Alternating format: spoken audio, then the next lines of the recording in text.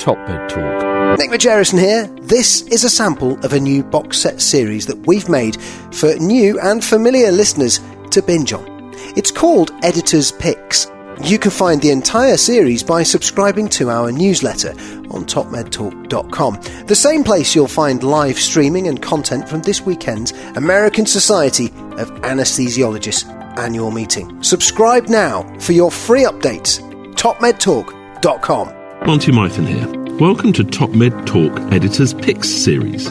These are some of our favourite releases chosen by the team as a way of introducing what we do to new listeners.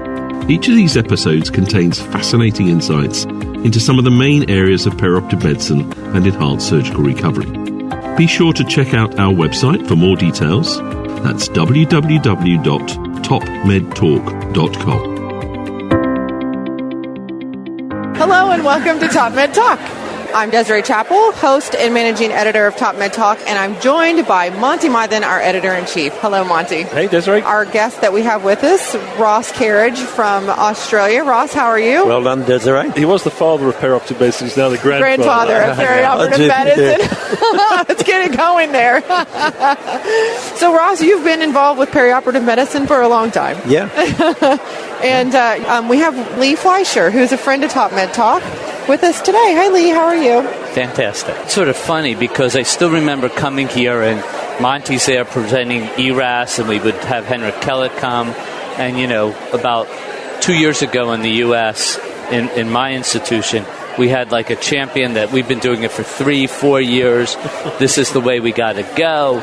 You know, I discovered it myself in ERAS, and I'm like, well, I've been trying to talk about ERAS since Monty invited me over in 2007. And it's like, okay, now, how long is it going to take for prehab to be accepted in the U.S.? It'll be the next big thing. Someone said next year that'll be the word of the year. Yeah, in the Oxford Dictionary, I presume. Does Webster's do that as well? Webster, do they have the word of the year? Yeah. Well, and you can see that. It was funny because I was at the Joint Commission, which is our large accrediting body, just 7 days ago. And I said prehab, and about half the room shook their heads, yeah. And the other half of the room said, can you explain that? Yeah. And if you type in, the key question is if you type in prehab, does the autocorrect automatically change it to rehab? And so far, it still does. It still does that. So I think we will know we've made it when we don't get it autocorrected. We all had to add it to our dictionary. Okay, so JAMA Surgery, I think that's predominantly a US journal, is that correct? Yes, it is. Publishing the guidelines for perioperative care in cardiac surgery, May the 4th, 2019. Yeah. And if you look down the list of evidence-based recommendations, about number 12 down is prehabilitation for patients undergoing elective surgery with multiple comorbidities or significant deconditioning. Yeah. But it's number 12. Right. Boom. Well, no, but it's only in order of, the logical order. It's not the ranking of evidence. Yeah. But it's on a short list. Yeah. And it says prehabilitation. Yeah. Well, from being on the ground, too, and hearing a lot of this, being in the space, I mean, I feel like enhanced recovery, it is a huge undertaking, and you have so many people you have to touch, and there's a lot of processing thing. And I think that prehabilitation is similar, but some of those things are already in place. You know, it's just getting them all together in the same, teams doing it. And you're also engaging the patient a lot more than you are with enhanced. I mean, it's all the same, but you're getting to the patient earlier to engage with them instead of just right at the point of contact with enhanced recovery for a lot of places. Yep. So, and it is very much a patient-centered thing. Absolutely. And I think we've probably all had the experience with a patient who you have turned their life around. Yeah. I had a patient only a few months ago who came in and she said, "You don't recognise me, do you?" And I didn't. And I'd seen her about 14 months ago, and obesity, and she said she'd walked out swearing really strong Australian expletives at me, but came back 14 months later. She'd lost 90 kilos, had totally turned her life around, was turning her family's life around, and she said, that night I went home and thought about what you said, and it's changed my life. That's fantastic. Yeah. I mean, it's so engaging for the patients, and they really want to change, and have now the opportunity of somebody to guide them to do it. So I think it's fantastic. But you know what we need to do, and I don't know in the UK, but in the US we have a very limited number of geriatricians who sort of get this. Yep, same here. And we need the GPs and the internists to begin to understand, and I think that will be the key question is, can we get them? ERAS, the hospitals are looking at this as a financial potential benefit, but we really need the specialists to take up this. Particularly with the people who are most likely to gain are that top 5% who we've been talking to here, the ones who are the frail, on the top end of the age range and frailty, and that's where only small amounts of programs, not getting them on bikes for half an hour, but even just walking up and down the corridors makes differences even in cognition as well as their physical. But as you listen to Franco Carli, we have to do the prehab with the nutrition. Yep. It's not simple. Well, it's very synergistic. I mean, a lot of what he's talking about, but I think a lot of people have made a lot of significant strides with prehabilitation and not doing all those pieces together. So, starting where you can. I think we had the launch this week of the Macmillan endeavour about prehabilitation in the context of cancer. Now, I was at one of the first working groups for that about 10 years ago, and the conclusion of it was that the cancer practitioners had to go away and re-educate each other first, because when they did a sort of survey of the relative impact of nutrition and exercise, they still had a majority of practitioners who were giving out advice that suggested that you're better off to take to the sofa and look after yourself and eat what you want and go to bed and huddle up under the duvet. And it's taken that period of time to re-educate the practitioners, I think, to be ready to have a campaign, because if we as clinicians don't get it, it's going to be hard to share it with our patients. But I'm not sure it even needs to go through the clinical venue. I mean, what would be ideal, for the brain health work that we've talked about in the past, is can we get the association's AARP, which is already agreed. But my point was, if you then go to your doc who says, no, hang on a second, don't overstress yourself. You must rest more, which was what seemed to be happening at the time, you're going to get confusion. Whereas if we all now say moving's important and exercise is important, nutrition's important, then absolutely I agree with you. The avenues are the general public. So we were having a conversation a little bit earlier about some things that you've been presenting recently on age.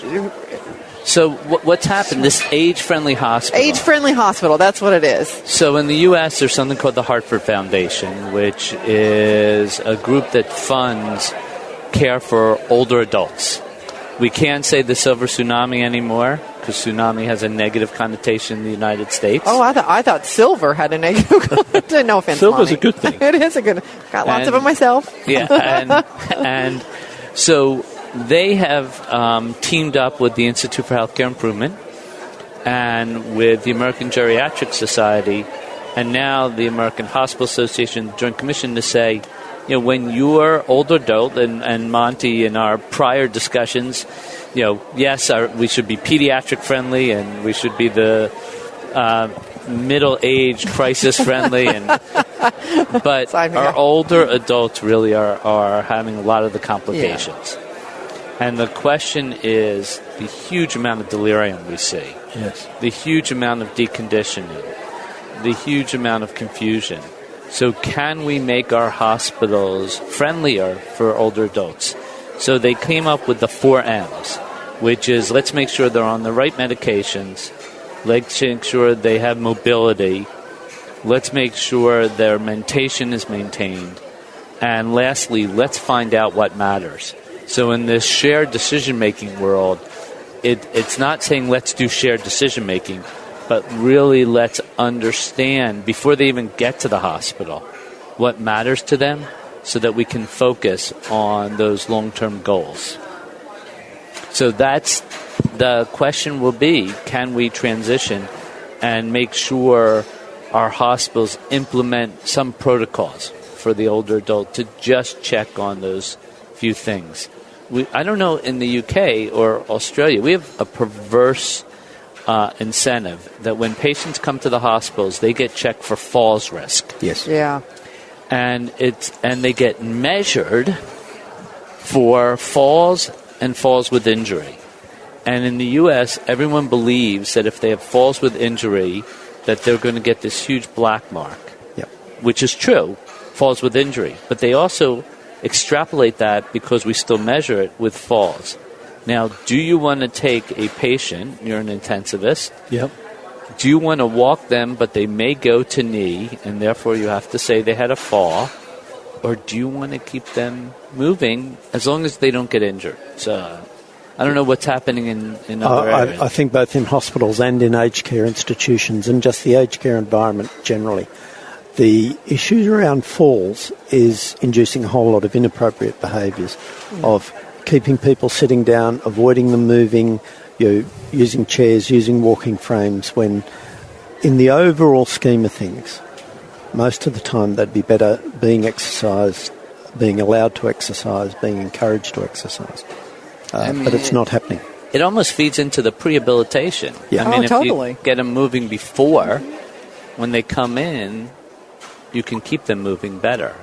Mustn't wrap them in too much cotton wool. I must admit, with the age-friendly hospital, Lee, which I think it's great that America's coming up with this, but it struck me for some time that in the paediatric section of our hospital we have family is encouraged to visit at all times. Then you have the local sports stars and media personalities and volunteers and hospital fairies and clowns and all sorts of people coming in to keep the kids happy. And I think some of the kids must go home exhausted from having to deal with all these people there to keep them happy. And literally up in the elderly wards, we have people dying of loneliness. Yeah. You send the kids up to the clown doctors and see if anyone notices. Get them in the same space. It's such a fantastic point, Ross, because I mean, I really feel like it's forgotten. I mean, and I think in the U.S., the trend with having nursing homes and, there are a lot of lonely people out there. We're not taking care of them in all the different places. I know that's a bit of an aside, but that's what makes me think of that. It's interesting. We've hired in our own hospital nursing students.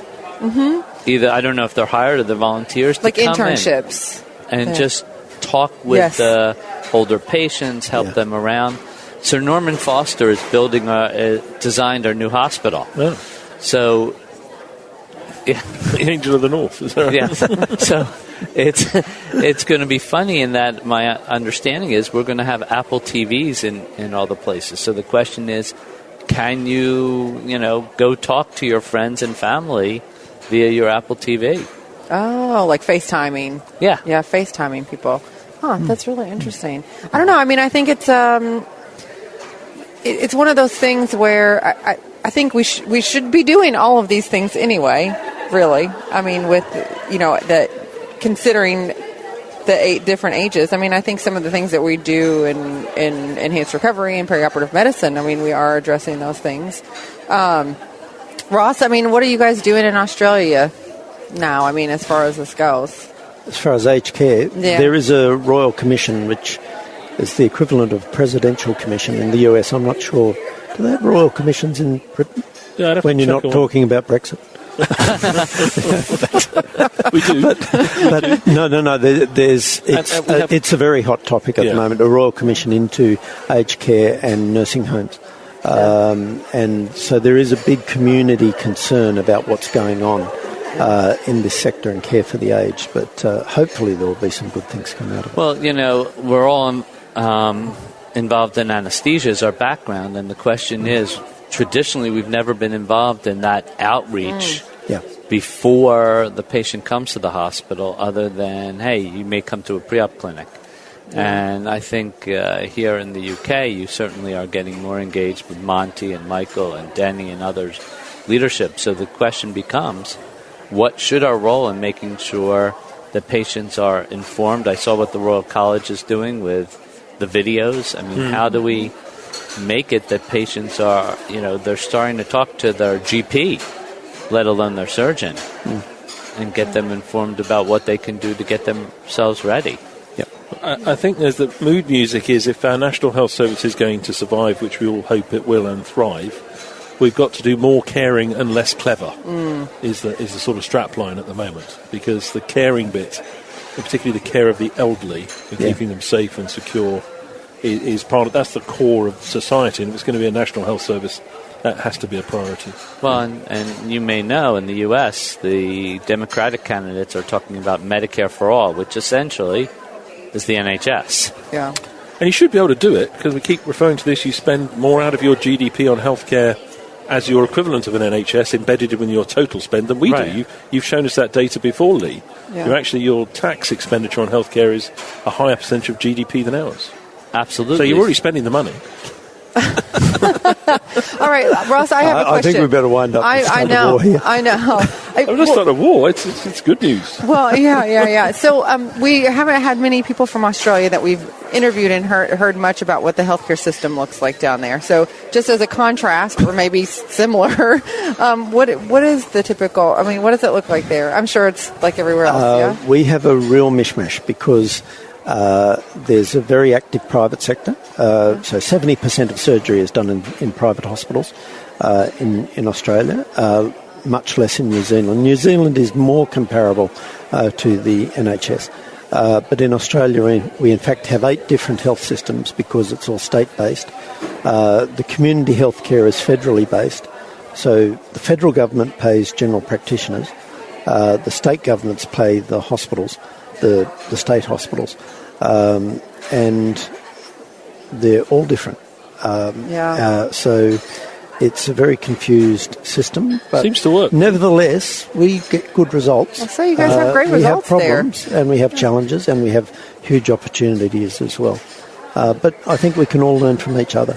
And one of the great things that I've found over the years in my long time in perioperative medicine, Ross, you know thank you, Desiree. But I think one of the really exciting things is travelling around in my main country, Canada, the US, Britain, of course, Europe a bit, Scandinavia, parts of Asia.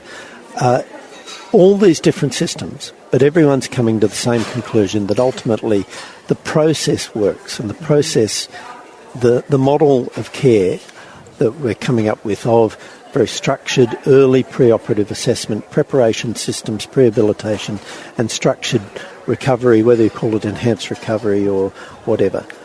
It all makes sense, and the answer is the same no matter where the question's coming from.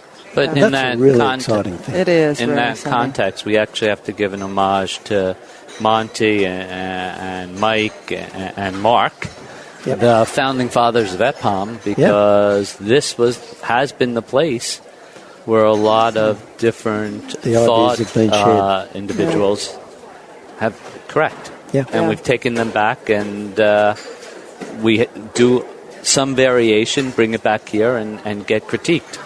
Well, get critiqued. Well, I love That's it. a good thing. It's always good to critique you, Lee. I feel like I'm sitting here with like the giants of perioperative medicine. It's really cool. Thank you guys very much, and thanks for everything that you all have done. Monty, you have a point. Just on homages, tomorrow night I think there's an expedition going on in the evening, which I think ends at a public house we visited before as part of the expeditions in London, which is the Jon Snow. Yes. Who's an interesting character. I think he's born, but basically this is his patch, Jon Snow.